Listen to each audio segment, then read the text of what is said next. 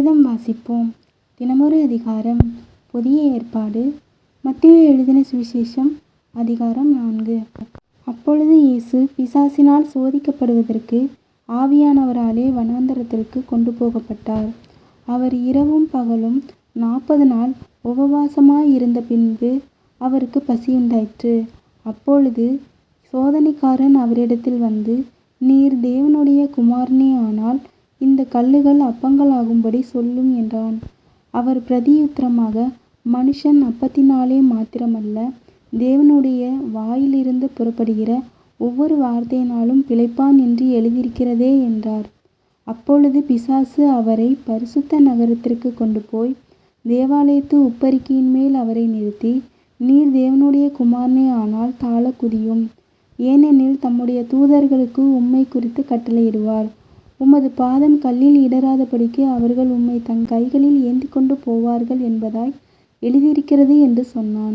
அதற்கு இயேசு, உன் தேவனாகிய கர்த்தரை பரீட்சை பாராதிருப்பாயாக என்றும் எழுதியிருக்கிறதே என்றார்.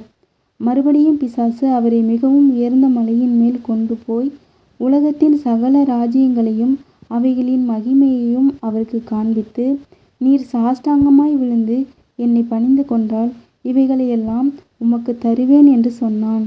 அப்பொழுது இயேசு, அப்பாலே போ சாத்தானே, உன் தேவனாகிய கர்த்தரை பணிந்து கொண்டு அவர் ஒருவருக்கே ஆராதனை செய்வாயாக என்று எழுதியிருக்கிறதே என்றார். அப்பொழுது பிசாசானவன் அவரை விட்டு விலகி போனான். உடனே தேவதூதர்கள் வந்து அவருக்கு பணிவிடை செய்தார்கள். யோவான் காவலில் வைக்கப்பட்டான் என்று இயேசு கேள்விப்பட்டு கலிலேயாவுக்கு போய் நாசரேத்தை விட்டு செபுலோன் நப்தலி என்னும் நாடுகளின் எல்லைகளில் இருக்கும் கடற்கரைக்கு அருகான கப்பர்நகூமிலே வந்து வாசம் பண்ணினார். கடற்கரை அருகிலும் யோர்தானுக்கு அப்புறத்திலும் உள்ள செபுலோன் நாடும் நப்தலி நாடும் ஆகிய புறஜாதியாருடைய கலிலேயாவிலே இருளில் இருக்கும் ஜனங்கள் பெரிய வெளிச்சத்தைக் கண்டார்கள். மரண இருளின் திசையில் இருக்கிறவர்களுக்கு வெளிச்சம் உதித்தது என்று ஏசாயா தீர்க்கதரிசியினால் உரைக்கப்பட்டது நிறைவேறும்படி இப்படி நடந்தது. அதுமுதல் இயேசு, மனந்திரும்புங்கள், பரலோக ராஜ்யம் சமீபித்திருக்கிறது என்று பிரசங்கிக்கத் தொடங்கினார்.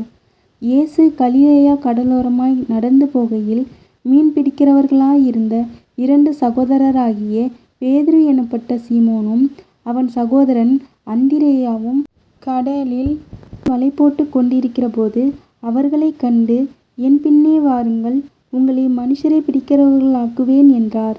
உடனே அவர்கள் வலைகளை விட்டு அவருக்கு பின் சென்றார்கள்.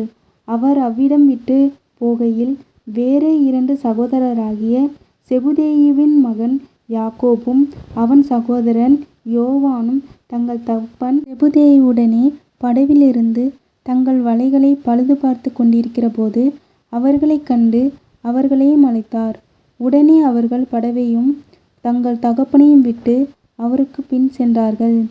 பின்பு இயேசு கலிலேயா எங்கும் சுற்றித் திரிந்து அவர்களுடைய ஜெப ஆலயங்களில் உபதேசித்து ராஜ்யத்தின் சுவிசேஷத்தை பிரசங்கித்து ஜனங்களுக்கு உண்டாயிருந்த சகல வியாதிகளையும் சகல நோய்களையும் நீக்கி சொஸ்தமாக்கினார்.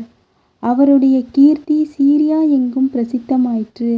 அப்பொழுது பலவித வியாதிகளையும் வேதனைகளையும் அடைந்திருந்த சகல பிணியாளிகளையும் பிசாசு பிடித்தவர்களையும் சந்திர ரோகிகளையும் திமிர்வாதக்காரரையும் அவரிடத்தில் கொண்டு வந்தார்கள். அவர்களை சொஸ்தமாக்கினார். கலிலேயாவிலும் தெக்கப்போலியிலும் எருசலேமிலும் யூதேயாவிலும் யோர்தானுக்கு அப்புறத்திலும் இருந்து திரளான ஜனங்கள் வந்து அவருக்கு பின் சென்றார்கள். ஆமேன். கர்த்தருடைய ஆசீர்வாதம் உங்கள் மேல் இருப்பதாக.